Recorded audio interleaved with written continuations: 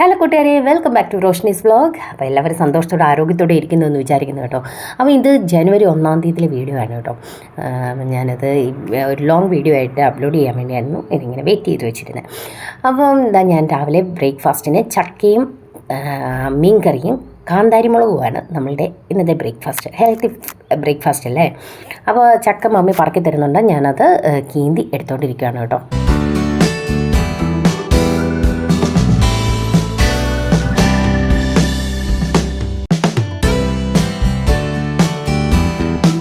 ചക്ക ആരോഗ്യത്തിന് വളരെ ഹെൽത്തി ആയിട്ടുള്ളൊരു ഫുഡാണെന്ന്, കാരണം ഒരുപാട് ഫൈബറിൻ്റെ കണ്ടൻറ്റ് അടങ്ങിയിട്ടുള്ളതായതുകൊണ്ട് ഹെൽത്തിന് നല്ലതാണ്. അതുകൊണ്ട് നമുക്ക് ധാരാളമായിട്ട് കഴിക്കാം. പിന്നെ നമ്മുടെ വീട്ടിൽ തന്നെ ഉള്ളതായതുകൊണ്ട് ധൈര്യമായിട്ട് കഴിക്കാം. അപ്പോൾ ഇത് ഞാനൊരു കുക്കറിലേക്ക് എടുത്ത് വേവിക്കാൻ വേണ്ടി വെച്ചു കേട്ടോ. അതിന് ആവശ്യത്തിനുള്ള വെള്ളവും കൂടി ചേർത്താണ് കുക്കറിൽ നമ്മൾ വെയിറ്റ് ഇടാതെയാണ് വെക്കുന്നത്. അപ്പോൾ അതിന് വേണ്ടി അരപ്പിന് തേങ്ങ, ചെറിയ ഉള്ളി, നമ്മുടെ വെളുത്തുള്ളി, കാന്താരി മുളക്, മഞ്ഞൾപ്പൊടി, കറിവേപ്പില ഇത്രയും ചേർത്ത് അരച്ചെടുക്കണം കേട്ടോ. എന്നിട്ട് ഈ മൂടി വെച്ച് വേവിച്ചിരുന്ന ആ ചക്കയുടെ മൂടി മാറ്റിയിട്ട് അതിൻ്റെ മുകളിലേക്ക് നമ്മൾ ഈ തേങ്ങയുടെ കൂട്ട് ചേർത്ത് കൊടുക്കണം. ആവശ്യത്തിനുള്ള ഉപ്പും കൂടി ചേർത്താണ് അത് നമ്മൾ ചേർത്ത് കൊടുക്കുന്നത്. എന്നിട്ട് പിന്നെ ജസ്റ്റ് ആ ഒരു എന്താ പറയുന്നത്, അല്പം വെള്ളമേ ഒഴിച്ചു കൊടുക്കുകയുള്ളൂ. അതിനുശേഷം മൂടി വെച്ച് വെയിറ്റും ഇട്ടിട്ട് ഒരു വിസിലടിച്ച് കഴിയുമ്പോഴത്തേക്കും നമുക്കത് ഓഫ് ചെയ്ത് വെക്കാവുന്നതാണ് കേട്ടോ. അതിനുശേഷം അതിൻ്റെ മൂടി മാറ്റിയിട്ട് നല്ലതുപോലെ മിക്സ് ചെയ്ത് ഇങ്ങോട്ട് എടുത്ത് കഴിഞ്ഞാൽ അടിപൊളി ചക്കപ്പുഴുക്ക് റെഡിയായി കേട്ടോ. ഞങ്ങളുടെ നാട്ടിൽ ചക്കപ്പുഴുക്ക് എന്നാണ് പറയുന്നത്. അപ്പോൾ ഇത് ചോറിൻ്റെ കൂടെ വേണമെങ്കിലും കഴിക്കാം, ചക്ക തന്നെയായിട്ട് കഴിക്കുകയും ചെയ്യാം. ചക്കപ്പുഴുക്ക് റെഡിയായി കഴിഞ്ഞപ്പോഴാണ് കാന്താരി മുളക് തീർന്നു എന്നുള്ള വിവരം നമ്മൾ അറിയുന്നത്.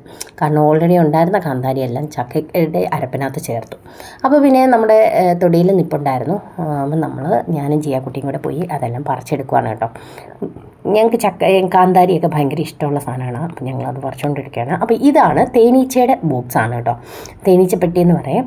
അപ്പം വളരെ സൂക്ഷിച്ച് വേണം അതിൻ്റെ അടുത്തേക്ക് പോകാൻ. ഇല്ല എങ്കിൽ ഒരെണ്ണത്തിന് എന്തെങ്കിലും അവരെ അറ്റാക്ക് ചെയ്യാൻ വരുന്നുണ്ടെന്ന് തോന്നിയാൽ അവർ നമ്മളെ കൂട്ടത്തോടെ വന്ന് ആക്രമിക്കും. കാര്യം തേനീച്ച കുത്തുന്നത് നല്ലതാണെന്നൊക്കെ പറഞ്ഞാലും നമുക്ക് ചിലപ്പോൾ അതത്ര നല്ലതായിരിക്കില്ല. അതുകൊണ്ട് നമ്മൾ സൂക്ഷിച്ചും കണ്ട് നിന്നേക്കാണെങ്കിൽ പ്രശ്നമില്ലല്ലോ. അതുകൊണ്ട് വളരെ കെയർഫുള്ളായിട്ടാണ് തേനീച്ചപ്പെട്ടിയുടെ അടുത്തോടെയൊക്കെ ഞാൻ പോകുന്നത്.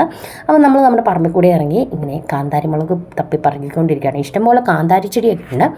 പക്ഷേ ഈ കാന്താരി പറിക്കുമ്പം അതിൻ്റെ ഒരു തണ്ടുണ്ടല്ലോ, അത് ഉൾപ്പെടെ പറിച്ചില്ല എങ്കിൽ പിന്നെ അവിടെ കാന്താരി വളരാൻ കുറച്ച് സമയമെടുക്കും. ആ തണ്ട് അവിടെ നിൽക്കും. കാന്താരിയുടെ ആ മുളക് മാത്രമായിട്ട് പറിച്ചു കഴിഞ്ഞാൽ തണ്ടോടുകൂടി അത് പറിച്ചെടുക്കുകയാണ് വേണ്ടത്. ഇനി ഇതാണ് വളരെ പഴക്കമുള്ള അടച്ചുവറ്റ എന്ന് പറയും. ഈ ചോറൊക്കെ നമ്മൾ വെള്ളം ഊറ്റി കളയാൻ വേണ്ടി വാർക്കാൻ വെക്കുമല്ലോ. അപ്പോൾ അന്ന് കാലത്ത് യൂസ് ചെയ്തുകൊണ്ടിരുന്ന ഒരു തടി കൊണ്ടുള്ള ഉപകരണമാണിത്. അപ്പോൾ അത് വെച്ചാണ് നമ്മുടെ വീട്ടിൽ ഈ കാന്താരി അരയ്ക്കുന്നത് കേട്ടോ. ഇതൊക്കെ വർഷങ്ങൾ എന്ന് പറഞ്ഞു കഴിഞ്ഞാൽ വർഷങ്ങൾ പഴക്കമുള്ള സാധനമാണ് ഈ കാന്താരി അരയ്ക്കാൻ വേണ്ടി നമ്മൾ ഉപയോഗിക്കുന്ന ആ ഒരു അടപ്പല്ല, തടിയുടെ ഉപകരണം. എനിക്കറിയത്തില്ല. അപ്പോൾ നമ്മളുടെ ചക്കയും കാന്താരി മുളകും മീൻകറി റെഡിയായി. അപ്പോൾ ഈ ചക്ക കഴിപ്പൊക്കെ കഴിഞ്ഞ് കഴിഞ്ഞപ്പം നമ്മൾ അച്ചാച്ചന് കുരുമുളക് പറിക്കുന്ന സമയമാണ് കേട്ടോ. കാരണം ഇപ്പോൾ കുരുമുളക് പറിക്കുന്ന ഒരു സീസണാണ്. അപ്പം നമുക്ക് അത്യാവശ്യം കുരുമുളകൊക്കെ ഉണ്ട്, ചെടിയുണ്ട് കേട്ടോ. അപ്പോൾ അതിൽ ചെറിയ ചെടിയിലെ കുരുമുളകൊക്കെ ഞാനും ജിയാക്കുട്ടിയും കൂടെ പറിക്കുകയായിരുന്നു. അപ്പോൾ അത് എല്ലാം കഴിഞ്ഞ് ഉച്ച കഴിഞ്ഞപ്പോൾ ഞാനും മാട്ടനും ജിയാക്കുട്ടിയും കൂടെ ഞങ്ങൾ പുറത്തേക്കൊന്ന് പോവാണ്. ഞങ്ങൾക്ക് കുറച്ച് ആൾക്കാരെ കാണാനുണ്ട്. മാർട്ടിൻ്റെ അമ്മയുടെ വീട്ടിലൊക്കെ ഒന്ന് പോകാനുണ്ട്.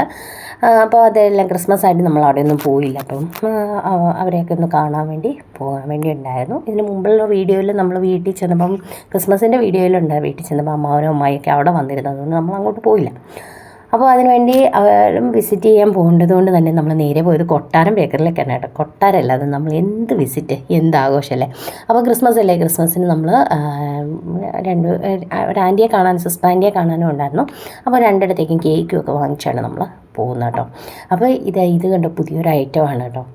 അപ്പോൾ ചോക്ലേറ്റും ഒക്കെ വാങ്ങിച്ചു നമ്മൾ നേരെ പോവുകയാണ്. ആദ്യം പോകുന്നത് കോൺവെൻറ്റിലേക്കാണ്. കാരണം കോൺവെൻറ്റിലൊക്കെ ഒരു സമയത്ത് വേണ്ടേ നമ്മൾ ചെല്ലാൻ.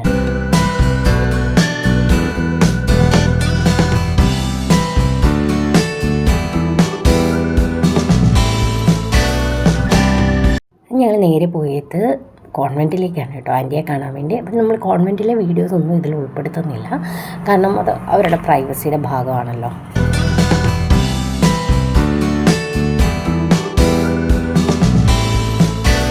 അപ്പോൾ ആൻറ്റിയൊക്കെ കണ്ട് ഞങ്ങൾ അവിടെ നിന്ന് തിരിച്ച് നേരെ പോയത് മാർട്ടിൻ്റെ അമ്മയുടെ വീട്ടിൽ അമ്മാവൻ്റെ അടുത്തേക്കാണ് കേട്ടോ. എന്നിട്ട് പിന്നെ അവിടെ നമ്മൾ അധികം സമയമൊന്നും സ്പെൻഡ് ചെയ്തില്ല. അവിടെ നിന്ന് ചായയൊക്കെ കുടിച്ചു, എല്ലാവർക്കും വിഷസും ഒക്കെ കൊടുത്ത് ബൈ ബൈ പറഞ്ഞ് നമ്മൾ നമ്മുടെ വീട്ടിലേക്ക് തിരിച്ചു പോരുകയാണ് ചെയ്തത്. അപ്പോൾ എല്ലാവർക്കും ന്യൂ ഇയറിൻ്റെ ആശംസകൾ ഒരിക്കൽ കൂടെ നേരുന്നു. അപ്പോൾ ലൈക്ക് ചെയ്യാനും ഷെയർ ചെയ്യാനും കമൻറ്റ് ചെയ്യാനും ഒന്നും മറക്കരുത് കേട്ടോ. നമുക്ക് അടുത്ത വ്ളോഗിൽ കാണാം. ബൈ.